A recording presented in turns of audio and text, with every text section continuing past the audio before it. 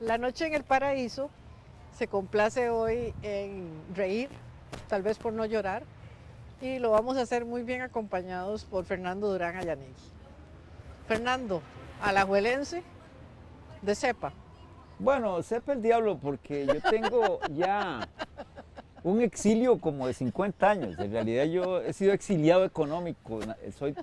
Soy de Alajuela, del barrio del Carmen. Por eso no soy liguista, soy carmelita, dicho que tiene que ser aclarado. Uno de los 19 carmelitas que hay en la provincia de San José soy yo. Ajá. Ahora, sí, yo pasé la infancia aquí en este parque, que como ven está lleno de árboles de mango. Bueno, eso todo el mundo lo sabe. Esos árboles eran ya ancianos cuando yo estaba en la escuela, de manera que yo supongo que son centenarios, y según alguna versión por ahí, el que ordenó o pidió que se sembraran estos árboles fue Calián Vargas. Era un señor muy activo en las actividades públicas de esta ciudad, y se le reconoció eso dándole el nombre a una placita que está frente a ese desastre que es el Parque Santa María ahora, ¿verdad? Esa placita se llama Calián Vargas, y Calián, don Calián, como le decíamos nosotros, fue el primero que en Alajuela tuvo una dry cleaning, así que ustedes ven ahí cómo estaba el negocio, ¿verdad? Claro que él no se dio cuenta de que al principio sí le iba ir muy bien, porque cada vez que caía un mango y le caía a alguien sobre el saco, él salía ganando. Pero resulta que al tiempo los alajuelenses fueron los primeros ticos en abandonar el saco para vestir, y entonces perdió el negocio, y entonces tuvo que dedicarse a otras cosas.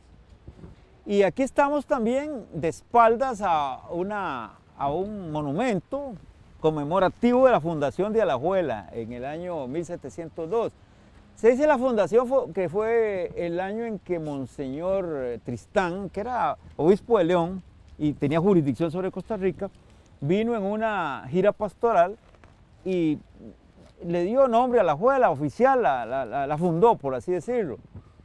Se dice que él es el culpable de que a los alajuelenses nos digan piñuelas. ¿Cómo es eso? Porque él se encontró con que ya se habían dado a machetazos algunos, porque la vaca de uno cruzaba la cerca y se comía las hortalizas de otro alajuelense. Entonces él recomendó que todos los predios estuvieran divididos por cercas de piñuela que impiden el paso de las vacas, y además pues son decorativas, y es así como cuando yo era niño casi todos los patios de Alajuela estaban divididos entre ellos por cercas de piñuela, y de ahí el nombre de piñuelas para los manudos. O sea que fundó no solo la ciudad, sino el proceso de crearle apodo a todo lo que existe. Fernando, a propósito de saco y de levitas, el lema de los costumbristas fue corregir divirtiendo. Y tenemos a un magón con el cual vos y yo tenemos alguna relación, ¿verdad? No muy grata. Sí. Porque corregir a quién y divertir a quién. ¿Y a costa de quién? Bueno, esas son las trampas en las que cae la sociedad cuando acepta ciertos estereotipos. Y en el caso de Magón es lo más anticostarricense que pueden imaginarse. A mí me sorprende que hayan escogido a Magón para darle el nombre al Premio Nacional de Cultura. Fue un cuentista, un buen cuentista, un buen narrador, pero ideológicamente es espernible, ¿verdad? Él tenía como propósito siempre burlarse del pueblo y hacerlo sistemáticamente con una ironía que no era tan fina, al fin y al cabo, es muy obvia, muy obvia. Y por lo tanto creo que ese es el mejor ejemplo que puede tener Costa Rica de eso que vos llamás corregir y divertirse, pero a costa del más débil en todo caso, como ha pasado casi siempre en la historia de Costa Rica, pero por lo menos en este caso es sumamente evidente. Yo creo que es un error haber puesto a Magón como el paradigma de la cultura costarricense. Sí, es realmente doloroso un texto como el Clic de Sol o el Tren de Dos. Inclusive quiere usted quedarse a comer. Sí, sí, en todo siempre se burla del ser costarricense, de la idiosincrasia del costarricense, de una manera un poco sagaz, si se quiere, pero muy insultante. Bueno, otro punto que es imposible no tocar en Alajuela es el asunto de los apodos. Tal vez en el otro segmento vamos a reflexionar sobre este aspecto. Sí, estaría bien. Fernando Durán Ayanegui, alajuelense que me ha hecho reír mucho en la vida y nos ha hecho reír mucho ahí en la Universidad de Costa Rica. A algunos les ha también afectado el hígado, pero eso me gusta. Pero bueno, en tu obra hay un personaje fascinante, Camote. Contanos de Camote y ese apodo. Bueno, Camote nace de esta manera, cuando yo empecé a escribir una serie de cuentos eran cuentos satíricos, referidos principalmente a la política. Entre los personajes que hablaban en esos cuentos había uno que se distinguía por la mayor cantidad de tonteras que decía. Y un día alguien me hizo observar que no tenía nombre. Entonces yo me puse a repasar y me di cuenta que en algún lugar había puesto que era hijo de un herediano que había emigrado a Alajuela. Ajá. De manera que si era hijo de un herediano tenía que ser Camote. Y entonces, ¿Por qué? bueno, porque en Heredia se acuerda que dicen que en todas las casas hay un cuarto para el loco. Entonces, y como el camote es la comida de los locos, eso es lo que dicen, ¿verdad? En todo caso, ese fue el origen del nombre y yo calculé que no había nadie en Alajuela apodado Camote, pero me equivoqué, hay varios. Y había uno memorable, pero ya murió, le decían Camota. Había un chofer de la línea de Cartago también, y ese incluso puso en su autobús unos stickers que salieron con un libro mío que decían Camote Presidente con los colores de la liga. ¿Y eso? Error, porque como le dije, yo no soy liguista, pero Camote sí, Camote sí. Y ese es el personaje que casi todo lo que le ocurría aquí en este lugar, en el parque, ¿verdad? Hasta que llegó a ser presidente de Noteapa, una isla del Pacífico, y entonces se llevó a 300 alajuelenses para que le ayudaran a gobernar. Y por eso Noteapa desapareció, ¿verdad? Se la tragó el mar. O sea, un país gobernado por 300 alajuelenses. Si gobernado por 7, aquí en la municipalidad tienen hecho un desastre, ¿verdad? Imagínense lo que son 300 jalándose tortas. ¿Y la filosofía del apodo, Fernando? Bueno, mire, yo creo que a los alajuelenses alguien en algún momento a principios del siglo XX les empezó a decir que eran buenos para poner apodos. Entonces ellos decidieron estar a la altura de ese infundio y entonces se perfeccionaron, pero en Costa Rica eso es normal. Más bien antes de que a Alajuela le endilgaran ese título, lo tenían Cartago y Liberia, según investigado. Eran los famosos por poner apodos. Lo que pasa es que los cartagos ponían apodos todos muy relacionados con la iglesia, ¿verdad? Entonces, y ¿sabe cómo es Cartago? Pero en Liberia sí dicen que eran buenísimos. Otro aspecto que me interesa mucho es en este programa que tiene, un programa muy serio sobre la risa y sobre las posibilidades que tiene la risa de desentrañar problemas. Digamos, en estos camotes tuyos, esa ironización de la chose politique, de la cosa política. Claro.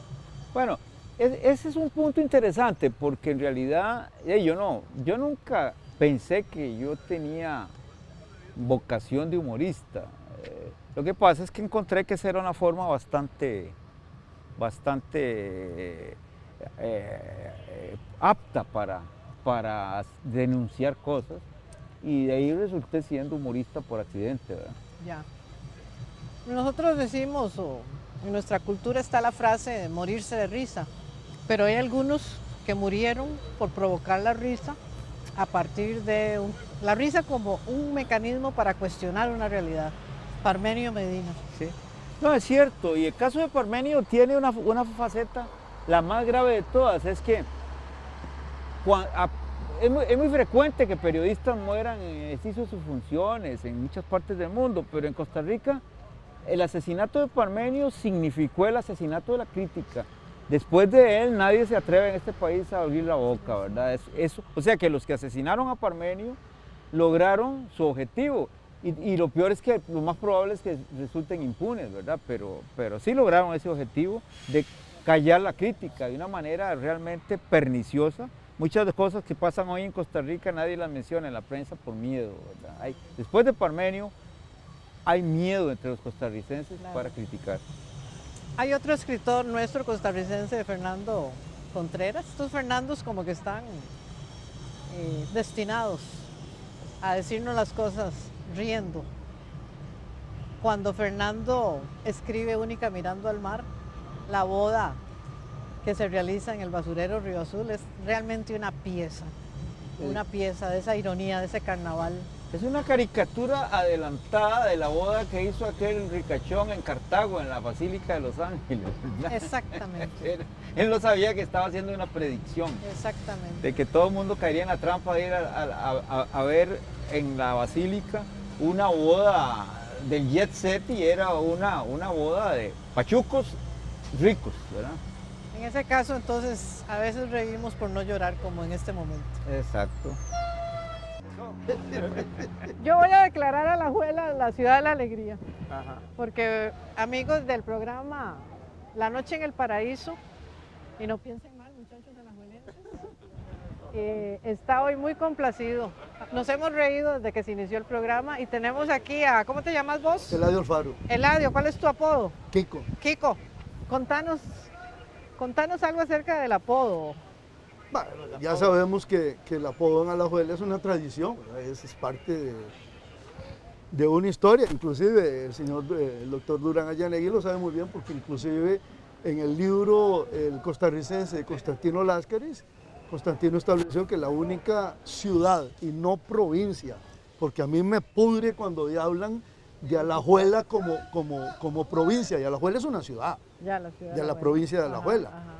Que estableció que era el único lugar que tenía una mentalidad propia y un léxico propio, y eso es Alajuela. Y en el caso de los apodos, quizá un poquitito Desamparados de San José, que tiene alguna relación con gente de Alajuela, tiene muchos apodos también, pero Alajuela es típico. Brinquecaca, a mí me dicen brinquecaca. A usted le dicen brinquecaca. Nunca falta un borracho en una vela, como le dijeron. Parece una bruja usted. Gracias, yo y a la bruja aquí. Ve, eso es Un Alajuela. collar que no es jugando, parece la chupacabra. Bueno, papito, aquí usted ya está jalando. Brinquecaca. Ahí lo llaman. Bueno, sí. Pecas, pecoso. Don Sí, Pingue, sí. me deja un Don momentito hablar Pingue, con por Kiko. favor. Nos decías que hay hasta una clasificación Viendo ese apodos. espectáculo, Sancho Saborido decía que el problema de los locos de Alajuela era cuando llovía mucho, se venían por los caños y generalmente son rurales. Lo que le decía que aquí, hace unos 20 años, Guillermo Villegas Hofmeister hizo un estudio, Micón hizo, exacto, Micón hizo un estudio muy interesante y clasificó los apodos de Alajuela. Entonces los clasificó en base a apodos zoológicos, apodos de origen verduras. Entonces ahí metió a Julio Camota, Ajá. metió a Tiquisque, a Ñampí, después a los famosos apodos zoológicos. Los zoológicos. Media Vaca, Sonrisa Yegua, que ahora anda muy de moda, Piojo de Anta, Caballo Grande, Caballo Grande. Ellos que vendían papaya. Vaca Hermosa, yo me recuerdo a Vaca Hermosa, Boimanso. Kiko, aquellos, los papayas, los que Los- vendían papaya. Esos son de origen Vegetales. del Carmen de Alajuela. Yuca, Media Yuca, después vinieron los de origen anatómico. Ajá, ajá. Brazo Negro, y después los de origen sexual también, Ah, tremendamente. caramba, lástima que este es un programa Es un para programa, niños sí, también. pero usted sabe que siempre ha habido. Muchas gracias, don Kiko. Y- Ha Ese sido es el una programa mañana que- excelente. Y siempre ha habido eso en Alajuela. Ese programa sexual es un programa. Estamos aquí con Fernando Durán Ayanegui en Alajuela, la bellísima ciudad de Alajuela. Hemos estado conversando acerca del humor, la parodia, su obra, pero también hay un tema en el que él puede ayudarnos a reflexionar. Es ese humor que no está tan, digamos, tan evidente como en grandes autores. Bueno, primero déjeme advertir que tenemos a la espalda la fuente del Parque General Guardia, que es el Parque Central de Alajuela. Hoy está llena, lo cual quiere decir que ahora de nuevo a muchos alajuelenses se les está metiendo el agua. No sé si será por el referéndum o por alguna otra razón, o por lo mal que le fue a la liga el año pasado. Tal vez.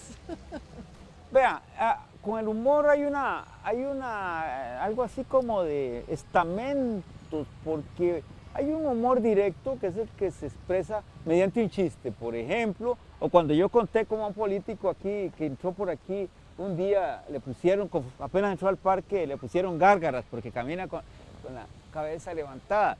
Eso es un humor muy directo que tiene el propósito de hacer reír de manera directa y sin motivo. Pero en la literatura hay humoristas que se mantienen ocultos y solo después de cierto examen uno se da cuenta. Por ejemplo, Jorge Luis Borges con esas bromas literarias que hizo, inventando países, libros, personajes, y muchos de ellos uno se los traga. Yo conocí a un periodista de la Universidad de Costa Rica, director de un periódico, que se fue a la biblioteca de la universidad a demostrar que una enciclopedia que había inventado Borges no existe. Y cualquier idiota sabe que Borges, cuando todo lo que crea está inventado, prácticamente todo. Otro que es muy interesante es Kafka, ¿verdad? Kafka era un hombre taciturno, enfermo, opacado por él mismo, tímido. Se llevaba mal con las mujeres. Con el padre. Y con el todo papá, con las tías, yo creo que con Praga también, donde vivía. Pero cuando uno lee sus cuentos, sobre todo sus aforismos, sus cuentos cortos, descubre que hay una fisga ahí de un tipo que hace que uno al final se ría de lo bien que satiriza, por ejemplo, ciertas situaciones, ¿verdad? Por ejemplo, a la burocracia, a la justicia, como la satiriza, ¿verdad? Y esa es otra forma de humor que uno a veces no la percibe sino cuando ya está durmiendo después de haber leído, ¿verdad? No sé, también esto me lleva a pensar, Fernando, en cómo el humor y cierto tipo de humor empieza a subvertir ese imaginario del gran paraíso que es Costa Rica. Sí, en el caso de Costa Rica, bueno, Yolanda Oriamuno consagró una frase, una expresión. Habló de los costarricenses llamándolos costarricibles. Los costarricibles. Los costarricibles. Ella se refería al costarricense fatuo, a ese que para decir voy para la iglesia usa 128 palabras de las cuales la gente no entiende 125, ¿verdad? De esos tenemos muchos en la radio, en la televisión, en el gobierno, en la municipalidad, de todas partes, ¿verdad? Ella se refería a eso, ese es el costarricible. Y claro, yo podría hablar del nicaragüense risible también, pero el problema es nuestro. Hay una especie totalmente ridícula de personaje costarricense que aparecen con mucha frecuencia empotrado en la educación, en la llamada cultura, ¿verdad? Yo he conocido más de un funcionario del Ministerio de Cultura que apenas sale a la calle, todo el mundo empieza a reír, ¿verdad? Este programa se llama La Noche en el Paraíso, pensando precisamente en desentrañar esos imaginarios. Y en Latinoamérica el humor es uno de los grandes mecanismos en la literatura y en el arte para... Bueno, eso es, imagínese usted que si nos remontamos más bien a la España de la conquista, ahí tenemos que está montada sobre Cervantes, ¿verdad? Y bueno, ¿dónde hay más, puede haber un planteamiento humorístico más claro? Solo Rabelais creo que supera a Cervantes en ese sentido, aunque Kundera dice que Cervantes es superior a todos. Él tiene una expresión que dice, el novelista no le tiene que rendir cuenta a nadie excepto a Miguel de Cervantes, pero fundamentalmente, de manera fundamental en Cervantes hay una búsqueda del humor como instrumento para decir aquello que se las arregló muy bien para decir y que en la época no se lo habrían permitido, ¿verdad? Si lo hubiera dicho directamente. Así es. Bueno, ahora en nuestro último segmento, o en nuestros últimos segmentos, vamos a reír con los habitantes de Alajuela. Con esos costarricenses de Alajuela. Fernando, me decías también que el mercado es un punto de referencia de tu vida, de tu infancia. Por supuesto. Yo viví aquí del mercado de donde estamos más o menos 250 metros al sur. Pero hay otras razones para que hayamos hecho la transición del parque al mercado. Cuando yo viví en Cuba, a lo que aquí le llamamos mercado le llamaban plaza. Y es que en la colonia, la plaza, el lugar ese que está casi siempre frente a la iglesia, frente a la escuela, frente a las dependencias del municipio, se diversificó. En unos lugares se convirtió en parque y en otros en mercado. Pero de todo modo la plaza y el mercado son la misma cosa, ¿verdad? Entonces mucho del candor y de las costumbres alajuelenses, digamos que podríamos llamar típicas, se manifiestan en el mercado, en el parque, de manera muy similar, porque si usted recorre el mercado va a encontrar que muchas de las conversaciones, de las relaciones de la gente se parecen a las que se dan en el parque. Probablemente en el parque encontramos a los jubilados, mientras que en el mercado encontramos a los que todavía están activos. Ahora estábamos viendo un cambio tecnológico muy importante, porque en mi infancia las tortillas se hacían palmeadas. Y yo hubiera esperado, hoy esperaba ver a las señoras palmeando y ya no. Ya las muchachas muy jóvenes están casi imprimiendo, parece que están imprimiendo tortillas, ¿verdad? Una maravilla, vos que estás en el mundo de las editoriales. Es más o menos el mismo mundo, ¿verdad? Yo trabajé en el mercado. ¿Ah, sí? Yo fui dependiente en una tienda que está al lado sur del mercado, una tienda muy, muy sencilla, ¿verdad? Se vendían muñecas de trapo, botellas, almanaques de Pedro Nolasco, cosas de ese tipo. Claro. Y bueno, las navidades, el día de Navidad, la Nochebuena más bien, la pasaba yo en el mercado vendiendo, como cualquier empleado de tienda, claro, ¿verdad? ¿Sí? Eso en mis años de escuela, ya. Porque a los 11 años ya yo desaparecí de Alajuela, me fui para Cuba a estudiar y bueno, ya me desligué y ya incluso perdí una serie de nociones que me eran familiares, ¿verdad? El hablado, por ejemplo, en 6 años que estuve en Cuba me cambió hasta el punto de que tuve que volver a recuperar el tico. Oye, chico, yo hablaba de esa manera, ¿no? Pero era lógico, 6 años de la adolescencia. Y bueno, entonces cuando regresé a la Alajuela me encontré con cosas muy interesantes. Una de las primeras cosas que observé fue que casi no había gente descalza cuando yo volví.